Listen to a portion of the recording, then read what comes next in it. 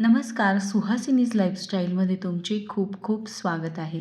मुलींना टिफिनसाठी मी पनीर पराठा बनवत होती आणि जेवणासाठीही मी पनीर पराठाच म्हणजे एक्स्ट्रा बनवून घेणार होती, कारण की मिस्टर कामानिमित्त मुंबईला गेलेले. मग त्यामुळे जास्त जेवण बनवायचं नव्हतं. भाजी वगैरे शॉर्टकट असा स्वयंपाक मी करून घेतला. पनीर ना मी घरीच बनवलेलं, कारण की माझ्याकडे 2 दिवसाचं ना दूध म्हणजे जमा झालेलं होतं. तर त्या दुधाचं काय करायचं म्हणून मग मी पनीर बनवून घेतलेलं. अगदी छान झालं होतं. त्याचेच पराठेही बनवून घेतले. कधीतरी ना शॉर्टकट स्वयंपाक असला ना तर खूप भारी वाटतं. मला असं वाटत होतं, वाह! वाह! किती छान! असंच मस्तच म्हणजे स्वतःलाच थोडासा ना आपल्याला वेळ देता येतो यामुळे. नाहीतर परत नाश्ता, जेवण, रात्रीचं जेवण यामध्ये ना आपला बराच वेळ जातो. हे आपण आनंदाने करतच असतो आपल्या घरच्यांसाठी. पण कधीतरी आपल्याला असं वाटतं की नको हे जेवण बनवायचं एखाद्या दिवशी, असं फील होतं की नको बाबा किचनमध्येच जायला नको. आणि मस्त त्या दिवशी फक्त एक्स्ट्राची स्वच्छता करायला आवडत असतं. असं माझंही होत असतं. कधीतरी ना मला फक्त घरातले कानेकोपरे स्वच्छ करायला आवडतं आणि जेवण बनवण्याचा ना खूप कंटाळा येतो आणि कधीतरी मला एकसाथ खूप सारे पदार्थ बनवायलाही आवडतात. पराठे तर बनवून झाले होते, पण ना थोडीशी कणिक शिल्लक राहिली होती. आधी विचार केला मी की ती ना फ्रीजमध्ये ठेवून देऊ आणि संध्याकाळी त्याच्या पोळ्या बनवू. पण नंतर विचार केला की असं जर फ्रीजमध्ये ठेवली ना तर ती वायाच जाणार. कदाचित त्याच्या पोळ्याही बनणार नाही. तर ज्या पुऱ्या होतील 5-7 त्या करून घेऊ झटपट. नाहीतर मग ती एकदा फ्रीजमध्ये काळी पडली तर वापरायची इच्छा होत नाही. मला मागच्या व्हिडिओमध्ये आणि किचन टूरच्या व्हिडिओमध्ये ना भरपूर कमेंट्स आल्या की भांडे चमकण्याविषयी किंवा कुठलं साबण वापरते त्यासाठी. तर मी ना बघा हा साबण वापरते एक्सो. टिकतोही खूप, 1 महिना जातो हा मोठा साबण. कितीही पाणी पडलं ना तरी तो विरघळत नाही. घासणी ना ग्रीनवाली किंवा ही स्कॉच ब्राईटची जी आहे ना ती वापरते मी. आणि हा साबण आहे. याच्यामुळे पण भांड्यांना शाईन येते असं मला वाटतं बरं पर्सनली. कारण की मी मागेही सांगितलं होतं माझ्या मैत्रिणीलाही मी हा साबण ना डीमार्टमधून बळजबरीने घ्यायला लावला की एक तरी वापर म्हणून. आणि तिने एक वापरला ना तर तिलाही अनुभव आला की याच्याने भांडे चमकतात, छान निघतात, स्वच्छ निघतात आणि आपल्या खिशाला परवडेल असा पण आहे. कारण की ना म्हणजे बरेचसे साबण ना विरघळतात आणि मावशी जर भांडे घासत असतील ना खरं तर खूप साबण लागतात मग, कारण की ते पाणी तसंच राहू देतात किंवा घासणीत पाणी राहतं. मग याला तुम्ही एकदा नक्कीच वापरा आणि तुमचा अनुभव माझ्यासोबत नक्कीच शेअर करा. आता मला गॅस ओटा पुसून घ्यायचा होता. मी आता सध्या असं करते की प्रत्येक रूमचा एक रूम किचनमध्ये जर आली ना, किचनचं संपूर्ण आवरून घेते आणि मग हॉल किंवा बेडरूम आवरायला घेते. नाहीतर काय होतं मग सगळीकडेच ना इकडं थोडं केलं की मग माझं काम राहून जातं. आणि इथे ना ह्या घरामध्ये मावशी जरा 11 वाजताच घर पुसायला येतात. मग त्यामुळे ना खूप घाई होते. तर म्हणून मग मी पटकन किचन आता झटपट आवरून घेत असते. किचन ओट्यासाठी ना हे लायझॉलचं लिक्विड वापरते मी सध्या पुसायला. कारण की बोरिंगच्या पाण्यामुळे ना थोडं किचनला म्हणजे ओट्याला पांढरे डाग पडतातच. मग या लिक्विड्समुळे ना काय होतं, शायनिंग येते.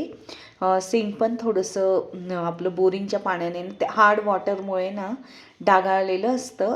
क्लीन आहे हे सिंक खूप, पण थोडंसं बोरिंगमुळे ना होतंच असं जनरली. फक्त हे लिक्विड गॅस शेगडी जर स्टीलची असेल ना त्याला मारायचं नाही. काचेची असेल तर त्याला चालतं. अगदी चकचकीत होते म्हणजे आपली गॅस शेगडी काचेची. स्टीलला कसं डाग पडतात. बऱ्याचदा काय होतं, गॅस ओटा स्वच्छ होऊन जातो, भांडे घासली जातात, पण ना किचन सिंक घासण्याचा ना खरं तर कंटाळा येतो. सगळ्यांनाच येतो, मला पण येतो. मग ना मी काय करते, प्रत्येक वेळेस भांडी घासली की किचन सिंक ना आधी घासते. नंतर ना थोडासाच हात मारावा लागतो. त्याच्यामुळे ना मग हे काम वाचतं. आणि किचन सिंक जर स्वच्छ असलं ना तर त्यात आपल्याला भांडी पण ठेवावीशी वाटतात. नाहीतर मग ना ती जाळी जर अगदी चिकट अस्वच्छ असली ना तर नको वाटतं ते सगळं. अशा पद्धतीने किचन ओटाही स्वच्छ करून झालेला आहे. आजचा व्हिडिओ ना तुमच्याकडे ना थोडा लेट पोहोचेल, कारण की ना आमच्याकडे सकाळपासून ड्रिल मशीनचं काम सुरू होतं. म्हणजे इथे वायर वगैरे बसवणं सुरू होतं घरमालकांचं. तर त्यामुळे ना मला आवाज देण्यासाठी जरा वेळ झाला व्हिडिओला. त्यामुळे पण मला खंड पाडायचा नव्हता, म्हणून मग तो तुमच्यासोबत मी उशिरा का असेना शेअर करत आहे. तर कधी आपल्याला काही गोष्टी मनापासून करायच्या असतात ना, त्यावेळेस नेमकं परिस्थिती म्हणजे आपलं ना खूप असं हे बघत असते परीक्षा. तसंच माझ्यासोबतही झालं.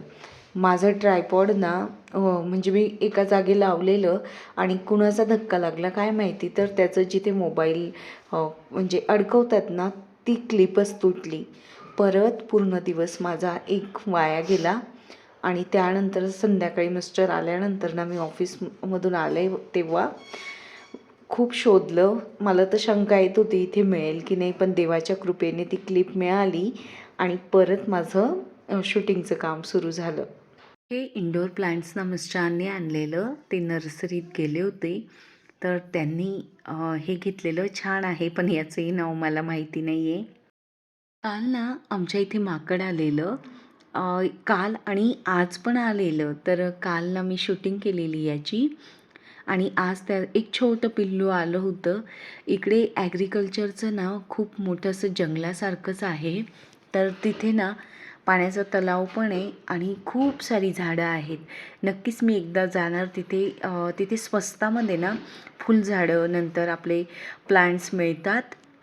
आज ना म्हणजे जो आपला सिंक एरिया आहे, वॉश बेसिन, तर तिथला नळ स्वच्छ करायचा होता आणि तो सिंक पण स्वच्छ करायचा होता. यापूर्वीही मी 2दा केलेला, पण मला त्याला ना छानसं डेकोरेट करायचं होतं.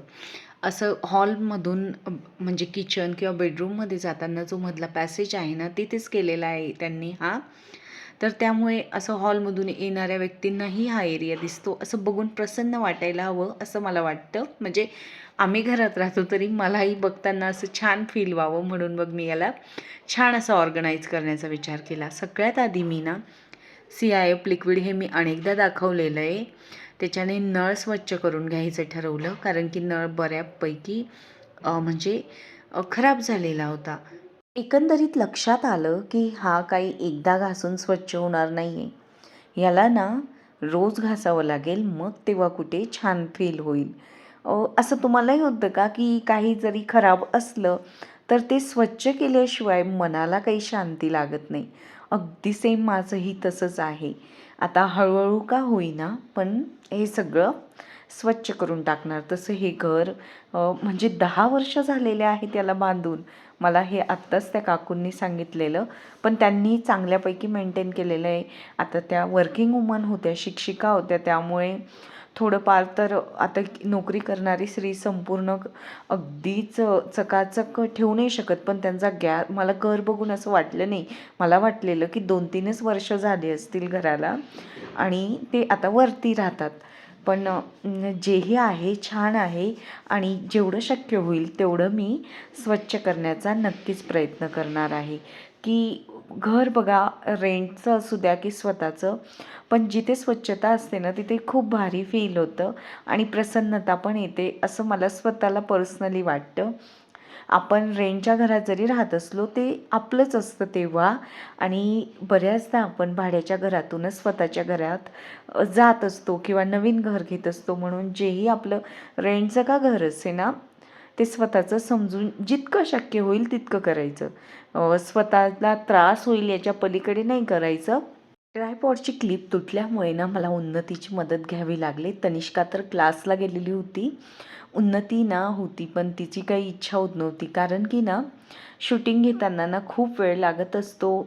जी गोष्ट 10 मिनटात होणारी असते तिला जवळपास 40 मिनटं तर 50 मिनटं लागतात. म्हणून मग ना जर प्रॉपर करायची असेल तर, म्हणून कोणीही ना शूटिंग घ्यायला नकार देतं.